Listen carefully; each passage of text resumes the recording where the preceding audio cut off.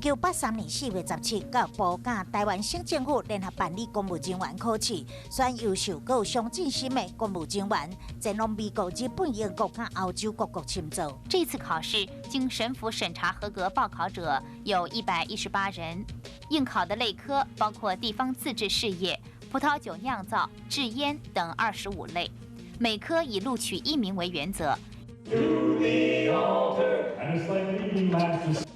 1998年4月17，美国在台协会台北处长张大佑改变平常时严肃谈中美关系形象，主动带工作伴伫花市超级星期天节目唱歌，也去报名参加超级比一比，气氛趣味热烈。既不是制作单位主动邀约，也不是特别节目的特殊单元，他们为什么会突发奇想上综艺节目？张大佑的反应是：既然在台工作，就应该融入社会，以观众身份上电视，也算是中美文化进行交流。